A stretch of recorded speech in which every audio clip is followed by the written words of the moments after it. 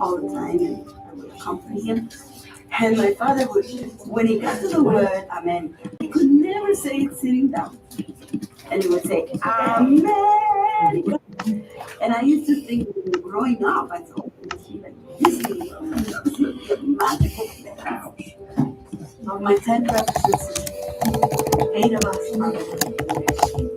When I took him into my first platoon, I realized that a large number of these amazing men, soldiers, did not have a high school diploma. So I went ahead and worked with the education department to bring someone into the barracks. So the classes were on Friday nights. That doesn't make you very popular.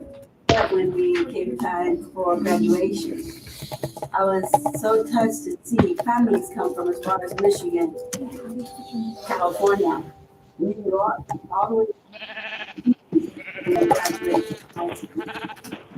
When you come out, you tend to want certain things. I wanted a car that actually moved. I thought that was very important. I wanted to live in a house made of bricks. That's what the I wanted everybody to so I thought that's success, you know. You are taking care of it.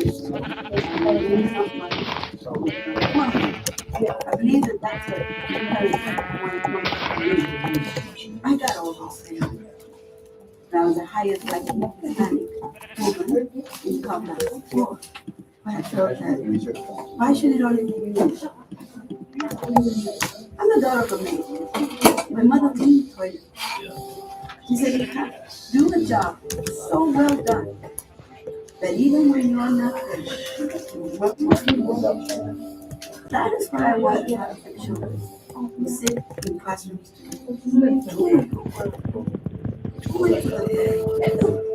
graduate with honors. What's the state? 39 of my biggest was during graduation. 50 got C's. I say, fantastic. This is what it's got to be. That's who we are. We don't settle for that.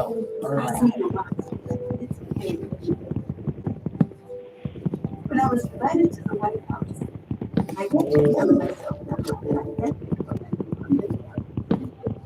and a young girl broke my car, and she ran towards me, and she said, you told me, Joe. I don't know, but I heard you speak. And I said, I'm here doing an internship. No. Thank you. So fun.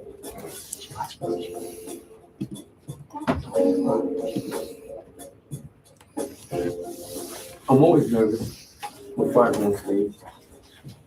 The crowd is what gives me the energy. The music is what gives me the energy to be up there. When I'm up there, I think of people like Celia Cruz.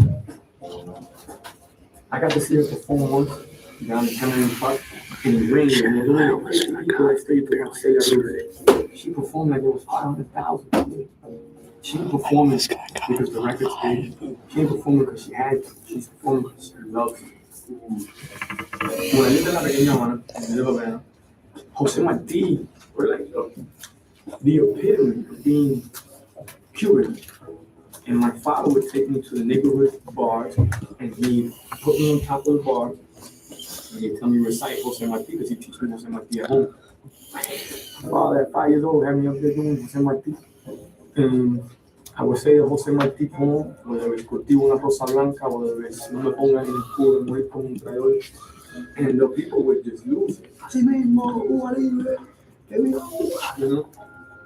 To them, I was there, I guess, 30 seconds, 45 seconds of escape.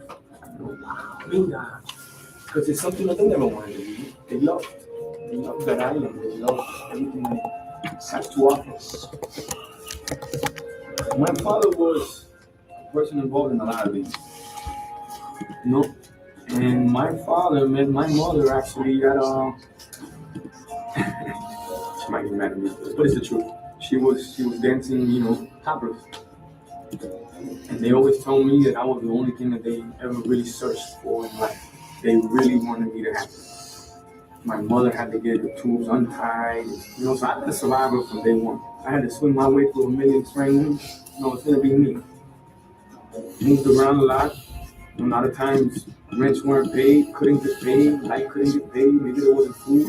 But one thing I could always count on and I could bet the bank on was that when my mom told me, don't worry, son, we're gonna figure it out, she was gonna figure it out. She knew what she wanted me to do. My mother used to play me motivational tapes of Anthony Robbins, when I was younger. And she would teach me so many things. She'd say, failure is the mother of all success. So in order for you to move forward, you have to get knocked down. You gotta get knocked down.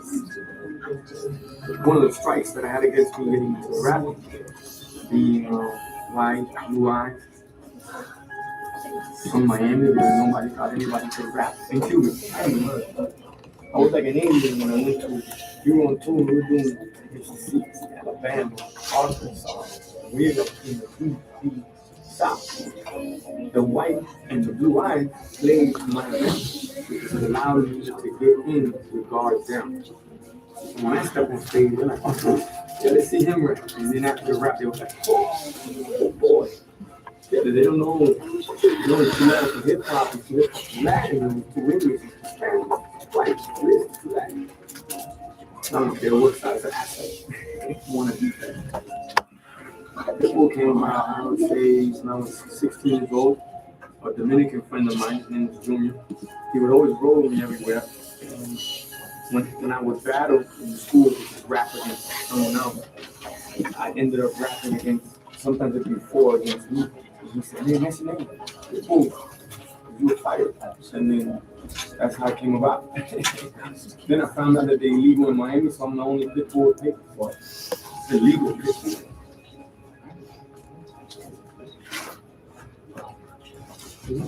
Mani, mani, mani, tostado, no está crudo ni está quemado, un paquetito por $1. El money, my sister used to make peanuts. And I would go around the neighborhood at 6 o'clock in the morning, and no shoes, no shirt, always wore a sailor cap. And I used to sell like 20 bags, 20 cents home, and I go and cash. And you know what? I wish I could do that again. If I could turn the clock back, and of course have my wife with me, and go back to the life that I used to live, I would do that in a minute. God always will be rich man. But it all depends what you think that richness is and what poorness. I believe that my father was the richest man that ever lived. And my father never had anything. When he used to get home on his horse, tired, he'd get off his horse, and all of us kids, we would stand with our hands on our back. So all the kids, Don Juan, Julio, and Don Jesus. Then he would know my sister, Doña Maria, Doña Juanita, and Doña Carmen. He goes in the house, and we follow him. And he would sit in a rocking chair with his soap, wash his feet. That is being rich. I learned to play golf in the baseball park with a tin can and a guava limb that I made a golf club out of. I used to take a bamboo stick and hit stones with it. I'd take a broomstick and swing it to make my muscles stronger. We used to go to Roberto Clemente home. And in Class A ball, we played for the same team, Sabanayana Stars. And I would play, and Roberto was the pinch runner. What a manager we had, what a genius. Chichi playing baseball, and Roberto pinch running. Anybody that dies should die like Roberto did, going to help needy people. My wife and I always been a team, and we decided that we were going to do a golf course, not only to create a legacy in Puerto Rico, but to help people with jobs. And that's what I like to see. I like to see young people, especially to make a decent living and to make it honorably and be able to take home the money to support their families. I was never a child. I've been working since I was 7 years old. And as I got older, some people took advantage of me. This guy in the New Year's Eve party, he told me that the coffee was about damn good. He says, "Dude, take it back, waiter. I'm just a kid. And he did the same thing with me 5 times. And the 5th time, I got tangled up on my feet and I dropped it all over him. And the manager, he went like that, he called me over. We went around the clubhouse and I thought I'd get fired. He shook my hand. I just don't get you. You're gonna make it in life, kid. Yes.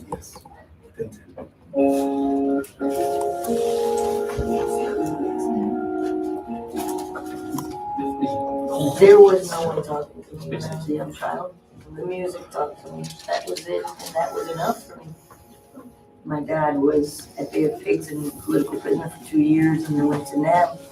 And I never actually had a conversation with my dad. By the time he came back from NAM, he could no longer have conversations, and he went downhill very quickly from Agent Orange poisoning. I felt I had to be so strong for my mom. I didn't want there to be any cracks in the veneer because I knew that it could all come tumbling down. To me, music was always a cathartic.